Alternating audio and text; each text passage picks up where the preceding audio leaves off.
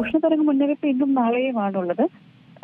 അതിനുശേഷവും ഉഷ്ണതരംഗ സാധ്യത കാണുന്നില്ല. പക്ഷേ താപനിലയിൽ പിന്നെ അടുത്ത 2 ദിവസത്തേക്ക് താപനിലയിൽ വലിയ കുറവ് പ്രതീക്ഷിക്കുന്നില്ല.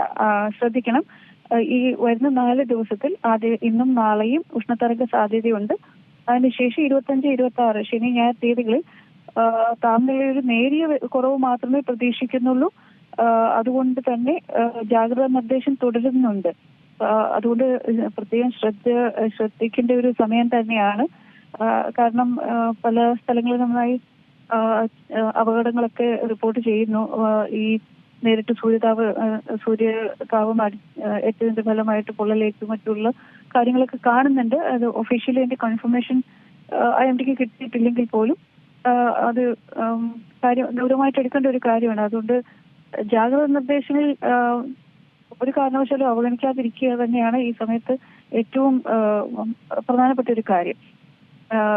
നമ്മൾ ഇത്രയും ദിവസം കുറച്ച് അധിക ദിവസം ഉയർന്ന താപനിലയിൽ തന്നെ തുടർന്നത് കൊണ്ടും ഇനിയുള്ള ദിവസങ്ങളിൽ താപനില ഉയർന്നു തന്നെ ഇരിക്കാനുള്ളൊരു സാധ്യത കൊണ്ടും നമ്മൾ ഈ സൂര്യതാപം നേരിട്ട് ഏൽക്കാതിരിക്കുക, നിർജ്ജലീകരണം ഉണ്ടാവാതിരിക്കുക, അങ്ങനെ ഉണ്ടാവാതെ ശ്രദ്ധിക്കുക, ഇങ്ങനെയുള്ള കാര്യങ്ങൾ ശ്രദ്ധിക്കേണ്ടിയിരിക്കുന്നു. അത് നമ്മൾ ഒരു കാരണവശാലും അതിൽ വീഴ്ച വരുത്തരുതെന്നാണ് എൻ്റെ ഒരു അഭിപ്രായം.